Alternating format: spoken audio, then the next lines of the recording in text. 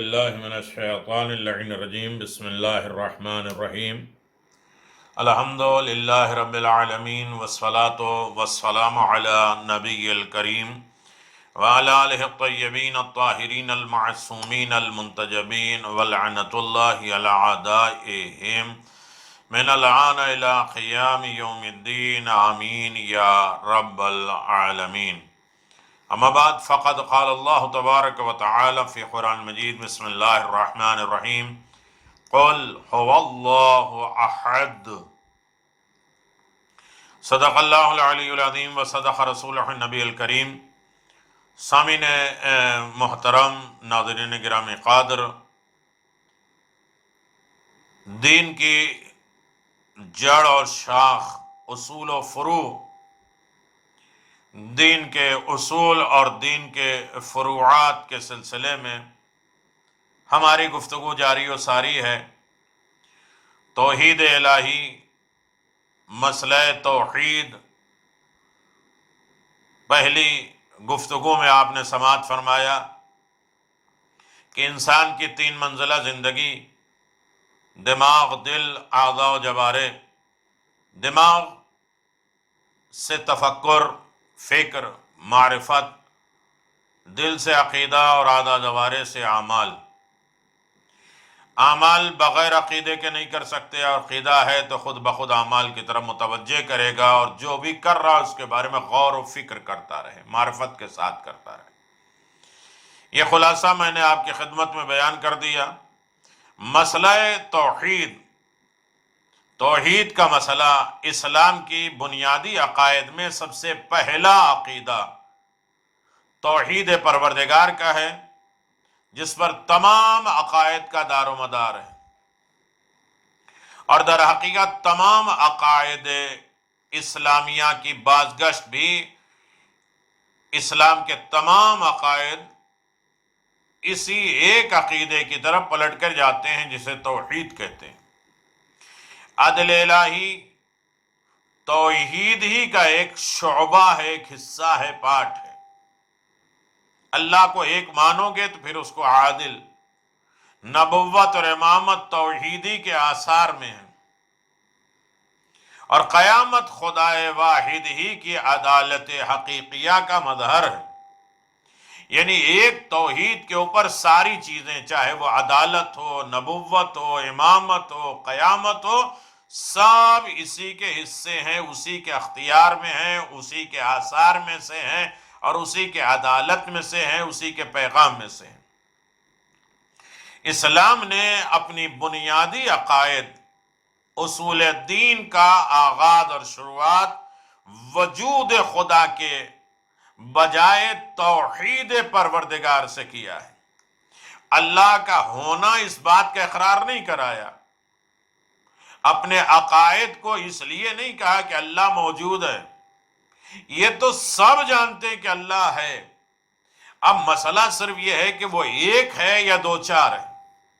تو اپنے عقائد کی بنیاد اور شروعات اور آغاز اس نے توحید سے کیا ہے، وجود خدا سے نہیں، وجود الہی سے نہیں کیا. حالانکہ توحید بھی وجود خدا کی ایک فرع ہے، ایک حصہ ہے، ایک پارٹ ہے. وجود اصل ہے اور توحید اس کی صفت ہے. اللہ کا ہونا ہی یہ اصل ہے، اور وہ کیسا ہے، اس کی کوالٹی کیا ہے، وہ اکیلا ہے. صفت کا وجود اصل کے بغیر ممکن نہیں ہے، لیکن اس کے باوجود اس نے وجود خدا کے مسئلے کو اپنی بنیادی عقائد میں شامل نہیں کیا ہے.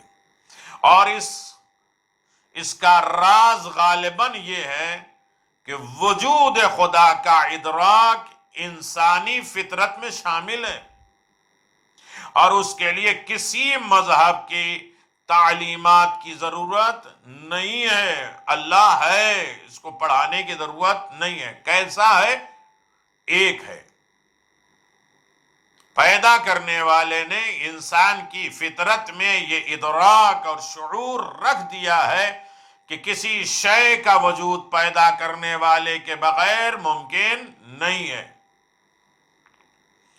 بچہ انتہائی بے شعوری کے باوجود کسی آواز کو سن کر متکلم کی طرف متوجہ ہوتا ہے، بات کرنے والے کی طرف متوجہ ہوتا ہے۔ کوئی کسی نے آواز دیا، کدھر سے آواز آ رہی، ادھر انسان متوجہ ہو جاتا ہے، ادھر غور کرتا ہے۔ راستے پہ چلنے والا انسان پیچھے سے ٹھوکر کھانے کے بعد فوراً ٹھوکر مارنے والے کی جستجو میں رہتا ہے، وہ کون پتھر، وہ کون سی لکڑی جس کی وجہ سے میں ٹھوکر لگی ہے، اس کی تلاش میں لگ جاتا ہے۔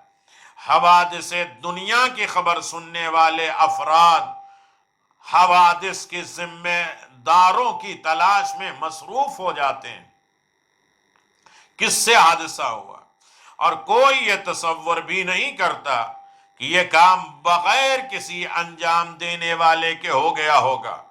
ہر انسان سوچتا ہے کہ اس کے پیچھے کوئی نہ کوئی ہے، یہ حادثہ، یہ ٹھوکر، یہ بات، یہ آواز، یہ سب پیچھے کوئی نہ کوئی ہے۔ ہر انسان یہ نہیں سوچتا کہ اچانک یہ پیدا ہوا بغیر کسی کے ہوئے نہیں۔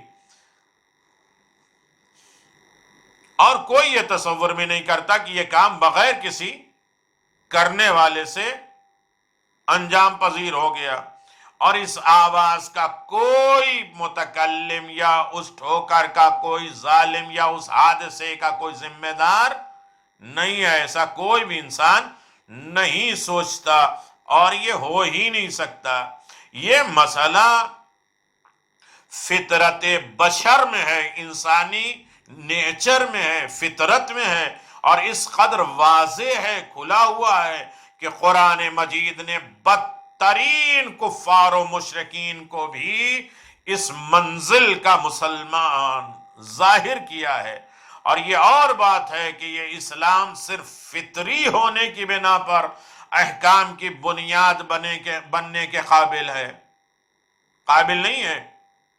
فطری ہونے کے بنا پر احکام کی بنیاد بننے کے قابل نہیں ہے۔ قرآن مجید نے بار بار یہ اشارہ دیا ہے کہ ان کفار سے سوال کرو گے کہ زمین اور آسمان کا خالق کون ہے، تو اللہ ہی کا نام لیں گے، اور کوئی یہ نہیں کہہ سکے گا کہ خالق کوئی نہیں ہے، مالک کوئی نہیں ہے، اور نہ اپنے ہی کو خالق کے کون و مکان ثابت کر سکے گا،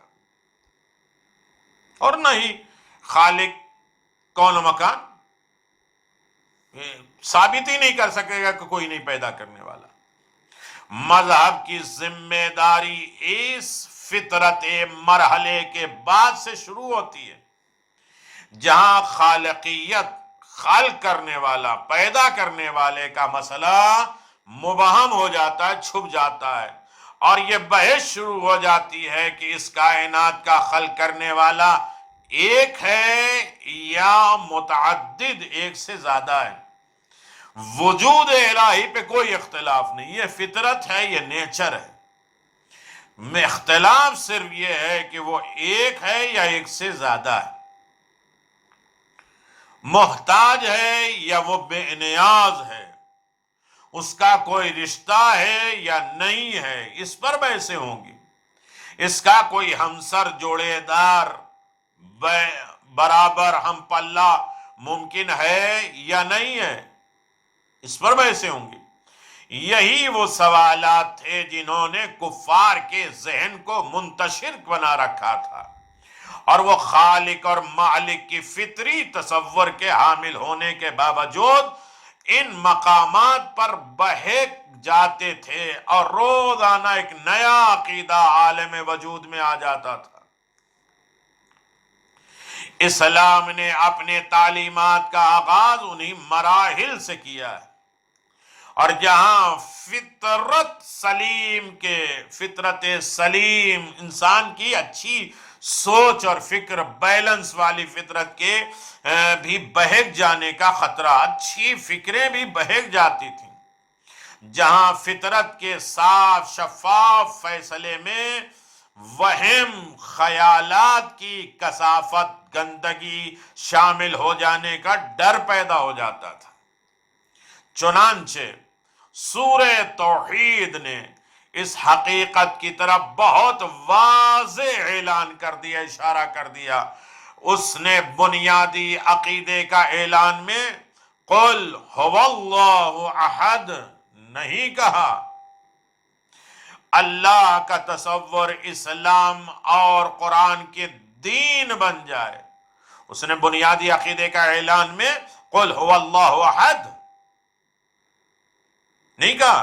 اللہ کا تصور بھی اسلام اور قرآن کے دین بن جائے، بلکہ قل هو اللہ احد یہ نہیں کہا، قل اللہ احد۔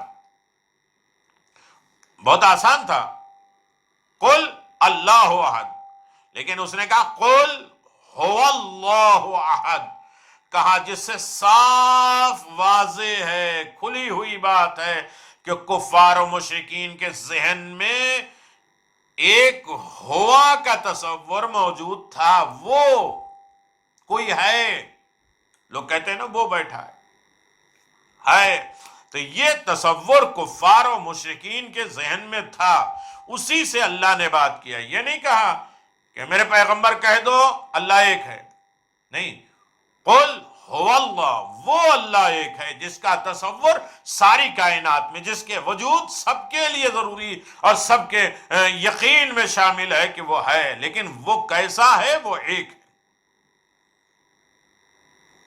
ہوا کا تصور، سوچ موجود تھی، خرابی صرف یہ تھی کہ وہ ہوا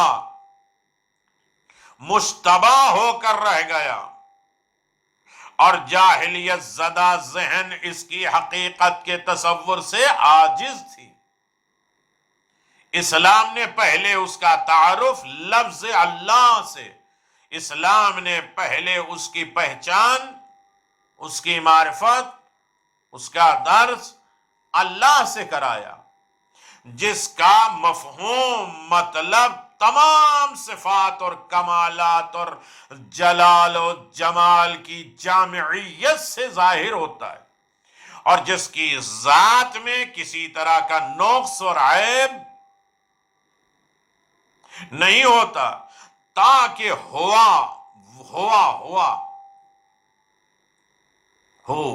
اللہ ہوا کی حقیقت کی طرف ایک غیر مبہم سا، ایک غیر چھپے ہوئے، جو نہ جانتے ہوئے کا اشارہ کیا جائے۔ اس کے بعد پھر اس اجمالی اشارے کو مخاطب کے لیے ناکافی قرار دیتے ہوئے تفصیلات کا سہارا دیا، اور خالق سے متعلق چاروں قسم کے سوالات کے جوابات فراہم کر دیے گئے۔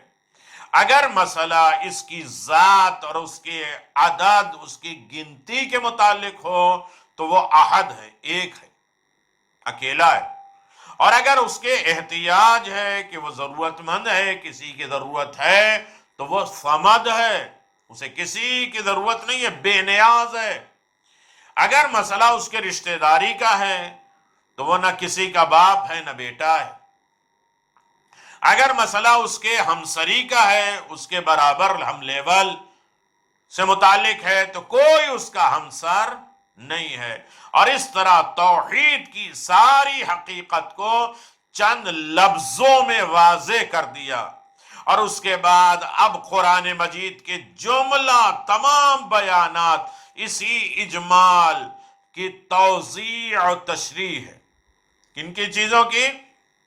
ہوا، احد، صمد،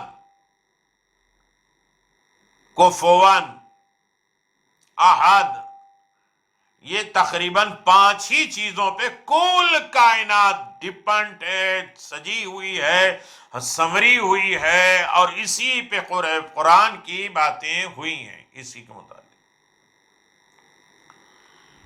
اور اس کی توضیح تشریح کہ وہ ہے وجود، وہ کیسا ہے، اکیلا ہے، وہ کیسا ہے، بے نیاز ہے، وہ کیسا ہے، اس کا رشتہ نہیں ہے کوئی، اس کا کوئی ہمسر نہیں ہے، برابر ہم لیول کا نہیں ہے۔ یہ اس کے ذریعے اسے ایک حقیقت کا مسئلہ توضیح ہوتی رہے گی، اس کے واضح ہوتی رہے گی، یہی ایک چیز ہے۔ تو یہ بیس بنیاد اس کا وجود ہے ہوا کے ذریعے، اسی کے ذریعے پہچانے وہ کیسا ہے، وہ اکیلا ہے، وہ بے نیاز ہے، کسی کی ضرورت نہیں ہے، اسے محتاج نہیں ہے، اور نہ کسی کا باپ ہے، نہ کسی کا بیٹا ہے، اور نہ اس کا کوئی ہمسر ہے۔ اب رہا مسئلہ کہ یہ ساری چیزیں تو ہیں، لیکن توحید، اکتا پرائی، اکتا پرستی، وحدانیت، اکیلا پن، اس کے اقسام کتنے طریقے کے ہیں۔ توحید کی بنیادی عقیدہ قرار دینے کے بعد اسلام نے اس کے قسم کو بھی واضح کر دیا، کتنے طریقے کی۔ وہ مالک کائنات کے بارے میں کس طرح کی توحید کا قائل ہے، اور وہ جہالت اور جاہلیت کے مقابل میں کس خدائے واحد کا عقیدہ دینا چاہتا ہے۔ اس نے اپنی توحید کو 4 اعتبار سے واضح کیا، 4 طریقے سے واضح کیا۔ ایک توحید ذات، ذاتی اعتبار سے وہ اکیلا ہے، یعنی مالک کائنات اپنی ذات کے اعتبار سے بالکل یکتا اور اکیلا ہے، اور اس کی وحدت نہ عدد والی ہے کہ اس میں ایک کے بعد 2 کا تصور ممکن ہے، ایک کہو تو فوراً کوئی کہے گا 2، اور نہ نوعیت والی چیز کہی جانے کے بعد ہے کہ مختلف افراد کے مالک ہیں، کہ ایک کے بھی کئی حصے ہو سکتے ہیں۔ جناب عباس علیہ السلام سے امیر المومنین نے کہا بیٹا ایک کہو تو ایک کہا بیٹا 2 کہو، کہا جس زبان سے ایک کہا ہو اسے 2 کرنے میں شرم آتی۔ یعنی جب ایک کہیں گے تو ہر انسان تصور 2 کا کرے گا، وہ ایسا خدا نہیں ہے کہ ایک کے بعد 2 ہو، یا ایک کے بھی حصے ہو سکے ہوں، 50 پیسہ، 25 پیسہ، 10 پیسہ ملا کے 1 روپیہ ہوتا ہے، نہ اس کے حصے ہو سکتے ہیں، نہ اس کے بعد کوئی دوسرا حصہ آ سکتا ہے۔ وہ اپنی ذات کی ابتدا کے اعتبار سے واحد ہے، وہ انتہا کے اعتبار سے بھی واحد ہے۔ وہ ابتدا اور انتہا کا مفہوم یہ ہے کہ شروع، اور مفہوم یہ بھی ہماری مجبوری ہے، کب سے ہے اور کب تک ہے یہ ہم نہیں جان سکتے۔ وہ جب سے ہے اکیلا، مجبور ہے، ہم یہی کہیں گے، جب سے وہ ہے وہ اکیلا ہے، مختلف اجزاء سے مل کر نہیں بنا ہے کہ اس کا وجود بعد میں ہوا ہو اور اجزاء کا وجود پہلے ہوا ہو۔ ہم کہتے ہیں ایک چائے، تو اس کا مطلب یہ ہے کہ پہلے پانی، پہلے پتی، پہلے شکر، یہ سب ہوا ہو پھر جا کے چائے بنا۔ ایسا نہیں ہے کہ اس کا جز پہلے سے رہا ہو، مل کے ایک کل بنا ہو اکیلا، توحید ویسا نہیں۔ اور پھر جب تک رہے گا ہمیشہ اکیلا رہے گا، کسی وقت بھی اس کے اجزاء، اس کے حصے، اس کے پارٹ نہیں ہو سکیں گے، اس کی تقسیم کا کوئی امکان پیدا نہیں ہے۔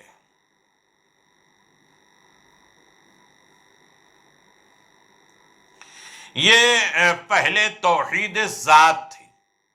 اب توحید صفات، وہ اپنے صفات کے اعتبار سے، اپنی خوبیوں کے اعتبار سے، اپنی اچھائیوں کے اعتبار سے بھی یکتا ہے، اس جیسا کوئی صفت، اچھائی، کوالٹی کسی کے پاس نہیں ہے، اور اس میں وہ دوئی نہیں ہے،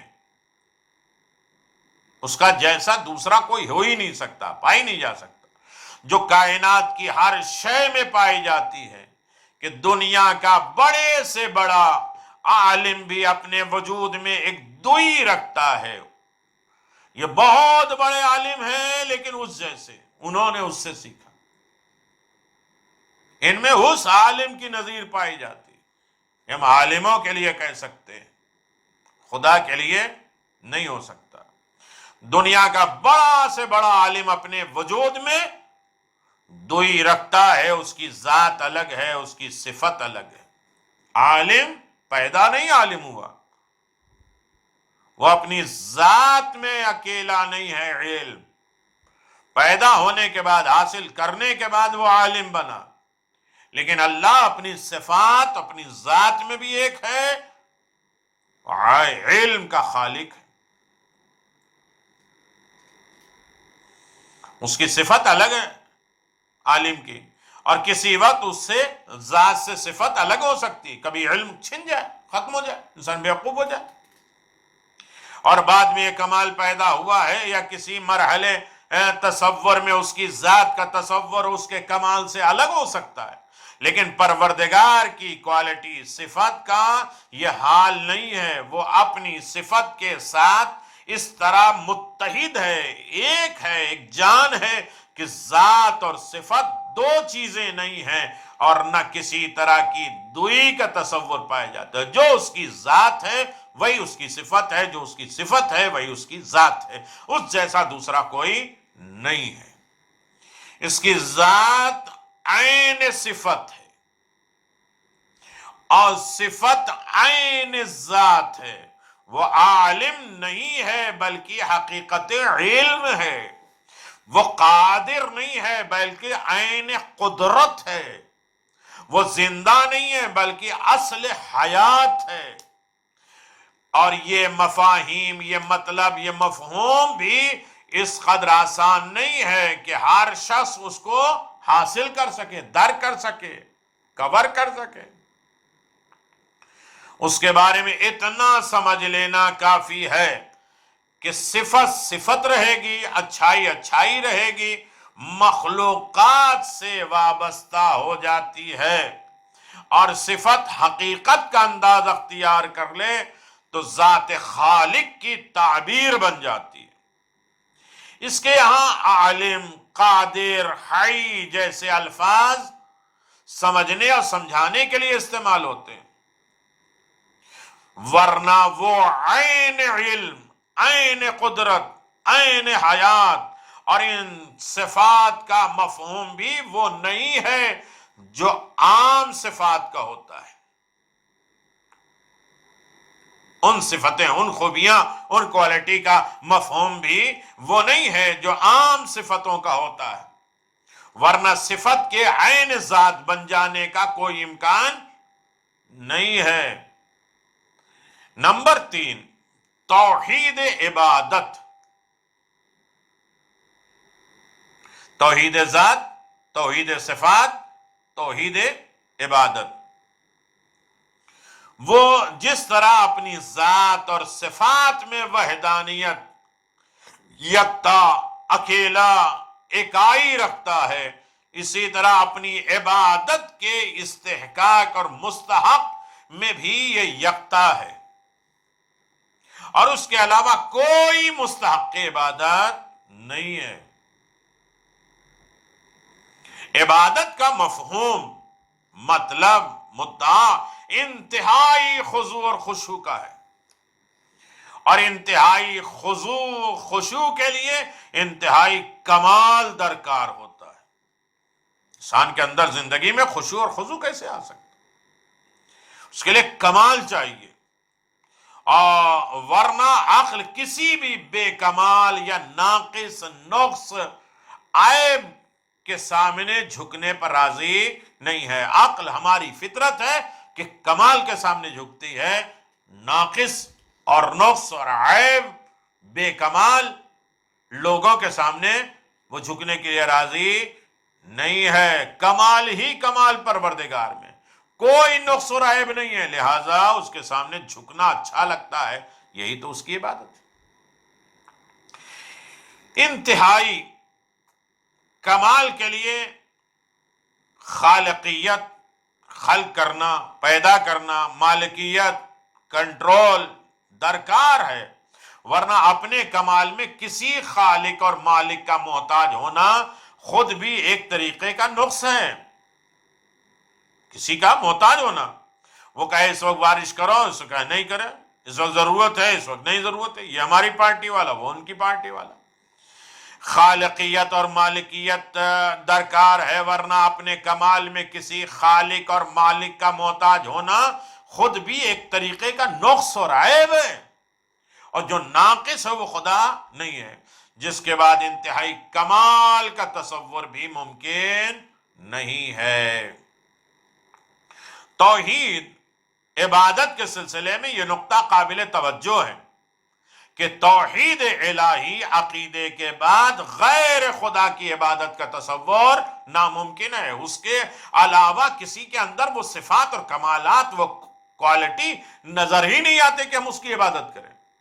لیکن عبادت کے علاوہ غیر خدا کا احترام یا اس کی اطاعت کسی طرح بھی عقیدہ توحید کے منافی نہیں ہے. آج سب سے زیادہ پروپیگنڈا ہے کہ جب ہم اللہ کو مانتے ہیں تو اہل بیت کو کی مانتے ہیں. احترام اور چیز ہے، اطاعت اور چیز ہے، توحید عقیدہ اور چیز ہے. ہم ان کا بھی احترام کرتے تو حکم خدا کی بنیاد پر. ہم نے خدا کا وجود پایا ہی ہے، خدا کا تقرب پایا ہی ہے انہی کے وسیلے سے اہل بیت علیہ السلام سے. یہ توحید پرستی ہے جو اہل بیت کو مانا جا رہا ہے، یہ شرک نہیں ہے. میں دوسری طرف بات نہ جائے لیکن یہ توحید کو سمجھیے آپ. توحید اللہ ہو نہیں ہے. عبادت کے علاوہ غیر خدا کا احترام یا اس کی اطاعت کسی طرح بھی عقیدہ توحید کے منافی مخالف نہیں ہوتی ہے. عبادت کا مفہوم انتہائی خضوع، خشوع، عظمت مطلقہ کے تصور کے ساتھ بندگی کرنا. پوری ساری عظمت کمال جس میں جمع ہو جائے، تصور اس کے سامنے ہم نے اپنے سر جھکایا، رکوع کیا. اس کے علاوہ کسی بھی اطاعت کو عبادت کا درجہ نہیں دیا گیا. فالوور ہو سکتے ہیں، ماننے والے ہو سکتے ہیں، لیکن عبادت نہیں ہے. یہی وجہ ہے کہ قرآن مجید نے غیر خدا کی عبادت کا انکار کرنے کے بعد بھی قرآن نے کہا کہ خدا کے علاوہ کسی اور کی عبادت نہیں ہے، یہ انکار کیا. لیکن اس کے بعد بھی اطاعت رسول اور اطاعت اولی الامر کا حکم دیا گیا ہے. رسول کی اطاعت اور اولی الامر کی اطاعت کا حکم دیا گیا. اور اسی طرح شاعر اللہ، اللہ کی نشانیاں، اللہ کی آیات کی تعظیم کا تقوی الہی کی علامت قرار دیا ہے، جو اس بات کا کھلا ہوا اشارہ ہے کہ عبادت کا مفہوم اور ہے، اطاعت اور احترام کا مفہوم اور ہے. یہیں پہ سب لڑائی کر لیتے ہیں. ہم در آل محمد پہ جھکتے ہیں، احترام، تعظیماً سجدہ یا عزاداری یا ان سے مدد مانگتے ہیں یا علی مدد کہتے ہیں. ان کی عبادت نہیں ہے، ان کو خدا سمجھ کے نہیں ہے، وہ احترام ہے اور وہ شاعر اللہ ہے. یہ اطاعت رسول ہے، اطاعت اولی الامر ہے، جو خدا کا آرڈر ہے اس کو فالو کرتے ہیں. یہ توحید الہی ہے. اللہ اکبر. اور اطاعت اور احترام کا مفہوم اور مطلب اور دونوں کو مخلوط کر دینا، ملا دینا، یہ غلط ہے. اور اطاعت اور احترام کو بھی حرام قرار دے دینا کسی طرح مناسب اور مزاج اسلام سے ہم آہنگ تصور نہیں ہو سکتا کہ آپ احترام اور اطاعت کو شرک قرار دے دیں. یہ نہ مزاج میں سمجھ میں آتا ہے، نہ یہ مناسب ہے، نہ اسلام کا حکم ہے. ہم نے اسلام پایا ہی ہے انہی کے وسیلے سے، اسلام کو جانا ہی ہے، اسلام کی کوالٹی جانی ہے، اسلام کی اچھائیاں سمجھی ہی ہے انہی کے آل محمد رسول اور ان کے آل کے، اور جن کی اطاعت اللہ نے واجب کی ہے، جنہیں اولی الامر بنایا ہے، ان کی اطاعت میں ہم نے سب کچھ پایا ہے. اس کے علاوہ اطاعت اور احترام عام حالت میں حرام بھی ہوں تو اگر یہ کام حکم خدا سے انجام دیا جائے تو اس کا نام بھی عبادت خدا ہے. ہم نے اپنی مرضی سے ان کا احترام نہیں کیا، ان کی تعظیم، ان کی اطاعت اپنی مرضی سے نہیں کیا، حکم خدا سے کیا.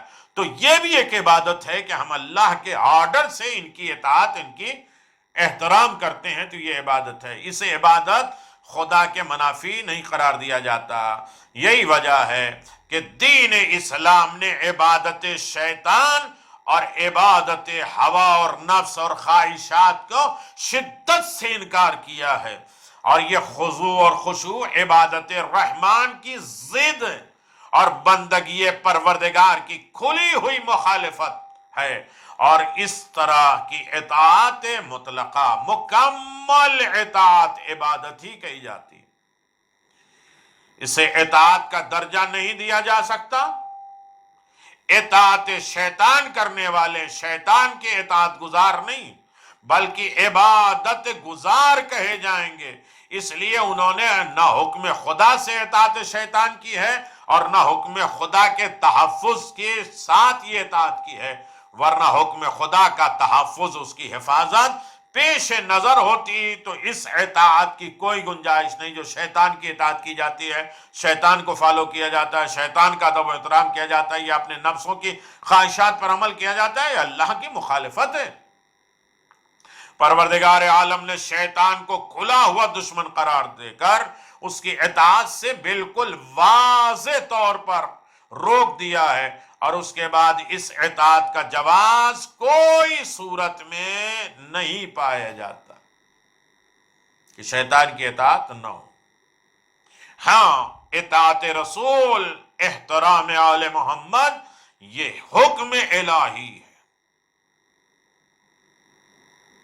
یہ تحفظ دین ہے، اور یہ لہذا یہ عبادت بھی ہے اور توحید پرستی بھی ہے۔ توحید ذات، توحید صفات، توحید عبادت، توحید افعال کام میں، یعنی انسان کو مقام عمل میں بھی اس بات کا اعتقاد رکھنا ہوگا کہ ہر عمل کے پیچھے قوت پروردگار ہے۔ کوئی بھی انسان کوئی بھی عمل کرتا ہے، اس عمل کے پیچھے قوت پروردگار ہی کا کام کر رہی ہے، اللہ ہی کی طاقت ہے، اور انسان نہ مالک حقیقی ہے، نہ وہ آزاد مطلق ہے، نہ آزاد ہے، نہ مختار ہے، اور نہ مجبور ہے۔ کہاں مختار ہے، کہاں مجبور ہے، انسان اس کا اندازہ لگائے۔ کام حکم الہی سے ہے، مکمل نہیں کر سکتا۔ ایک پاؤں اٹھا لے زمین پہ کھڑا ہوا، دوسرا اسی کے ساتھ اٹھا کے کھڑا ہو جائے، یہ ناممکن ہے۔ اتنا انسان مختار ہے، آزاد ہے، اور اتنا مجبور ہے۔ اس کا اختیار مجبوریوں سے گھرا ہوا ہے، اس کے جو کنٹرول میں ہے وہ بھی مجبوری ہے۔ لقمہ اٹھا کے کھا لے یہ اختیار ہے، لیکن گلے سے اتار دینا یہ ہمارا اختیار نہیں۔ ہر اختیار مجبوریوں سے گھرا ہوا ہے، اور اس کی آزادی پابندیوں کی ممنون کرم ہے۔ اللہ ہم کہتے ہیں آزاد ہو کے ہم جو ہے نواب بن جائیں گے، نہیں، اس کی پابندیاں بھی ایک احسان ہے۔ اسے مالک نے مختار مرید بنایا ہے، لیکن اس کے یہ معنی ہرگز نہیں ہے کہ وہ واقعاً صاحب اختیار ہو گیا انسان، بالکل بااختیار نہیں ہوا۔ اس کی مثال اس لکھ پتی کی ہے، کروڑ پتی انسان کی ہے، پیسے والے کی ہے، جو کسی دوسرے کے دیے ہوئے چیک سے، سائن کے پیسے سے لکھ پتی ہو جائے، کہ اس سے لاکھوں کا حساب تو لیا جا سکتا ہے، لیکن اسے لاکھوں کا مالک حقیقی نہیں قرار دیا جا سکتا۔ دیا کسی اور کا ہے،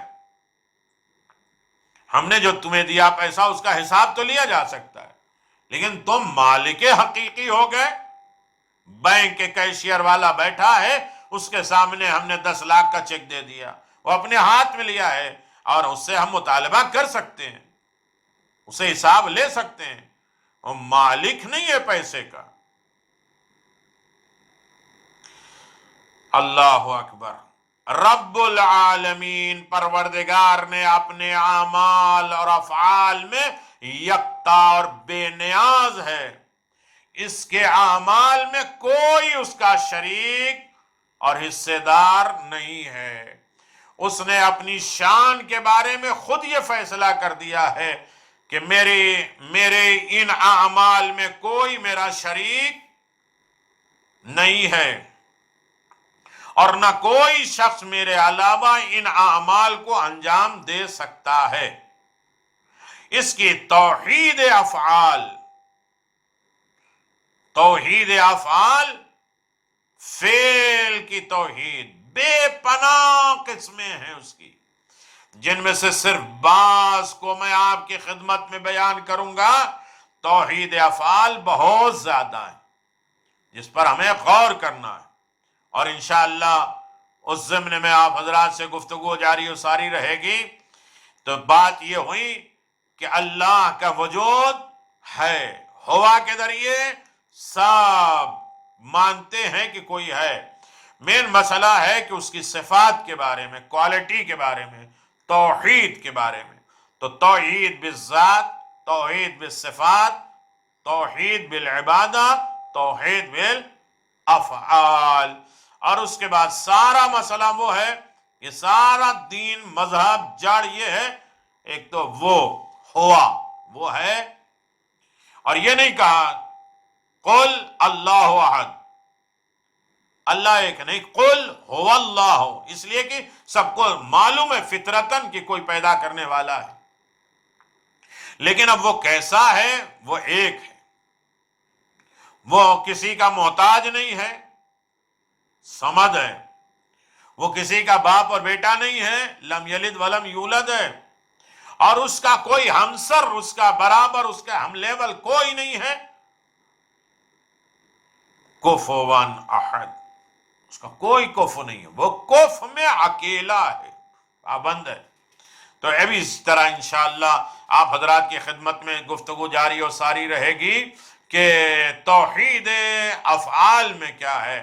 توحید افعال میں کبھی توحید خالقیت ہے، توحید ربوبیت ہے، اور اس کے بعد توحید مالکیت ہے، توحید تشریع ہے، توحید حاکمیت ہے۔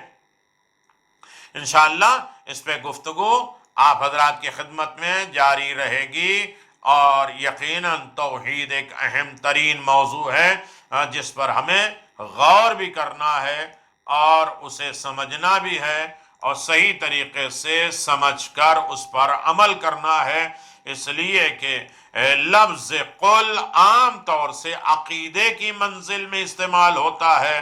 ابھی رسول خدا صلی اللہ علیہ وسلم کی حیثیت رسالت تسلیم نہیں کی گئی، لہذا بات پروردگار کی طرف سے نقل کی جا رہی ہے۔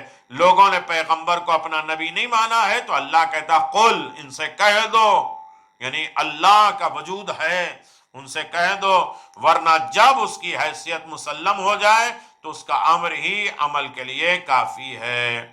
تو میرے عزیزو، یہ ہے توحید پرستی، وحدانیت الہی۔ لفظ ہوا اشارہ ہے کہ پروردگار کا اجمالی تصور ہر ذہن میں پایا جاتا ہے، کہیں نہ کہیں وجود الہی کا تصور ذہن میں پایا جاتا ہے، اور اصل خدا کا عقیدہ مذہب کی دین نہیں ہے، مذہب وجود خدا کے بعد سے شروع ہوتا ہے۔ وجود تو ہے، اب دین کہاں سے شروع ہوا ہے؟ توحید کے ذریعے، جہاں وجود خدا کے دھندلے تصور کو واضح کیا جاتا ہے اور اس کے سلسلے میں پائی جانے والے اختلافات کا فیصلہ کیا جاتا ہے۔ دور جاہلیت اور الحاد اور گمراہی کے میں وجود خالق کا موضوع زیر بحث نہیں تھا کہ اللہ ہے یا نہیں۔ جاہلیت کے دور میں یہ بحث کبھی تھی نہیں کہ اللہ ہے یا نہیں، اصل بحث یہ ہوتی تھی کہ وہ خالق ہے، پیدا کرنے والا ہے، ایک ہے یا متعدد ہے، ایک کے علاوہ ہے۔ وہ تو کہہ رہے تھے کہ 365 کو مانتے ہیں، تمہارا اور مان لیتے، یعنی وہ خالق کے وجود کے بارے میں تو جانتے تھے، خالق کیسا ہے، ایک ہے یا ایک سے زیادہ ہے، وہ بے نیاز ہے، ہماری ضرورتوں کو محتاج ہے، ہم اسے کھلائیں، ہم اسے گھر بنائیں، ہم اسے پتھر سے بنائیں، ہم اسے آٹا سے بنائیں، ہم اسے حلوے سے بنائیں، وہ ہمارا محتاج ہے یا ہم اس کے محتاج ہیں، یہ بحث تھی۔ اس کا رابطہ مخلوق سے مادی ہے یا صرف معنوی اور روحانی ہے؟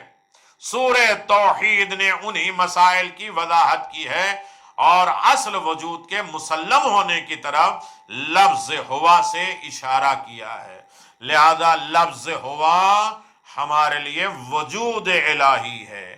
سب مانتے تھے اللہ کے بارے میں، لیکن اللہ ایک ہے، اس کو منوانا، اللہ بے نیاز ہے، اسے منوانا، اللہ کے علاوہ کوئی خدا نہیں ہے، اس کا کسی سے رشتہ نہیں ہے، وہ کسی کا رشتہ دار نہیں ہے، اس کا حساب و کتاب یہ ہے کہ اس کے برابر ہم پلہ کوئی نہیں ہے، وہ کائنات میں اکیلا ہے، اور اس کی وحدانیت کے سلسلے میں اس کا ادب، احترام، خشوع کے ساتھ اس کی عبادت کرنا ہمارے لیے فرض ہے، واجب ہے، ضروری ہے۔ وآخر دعوانا ان الحمدللہ رب العالمین وصلی اللہ علی محمد وآل محمد وعجل فرج آل محمد۔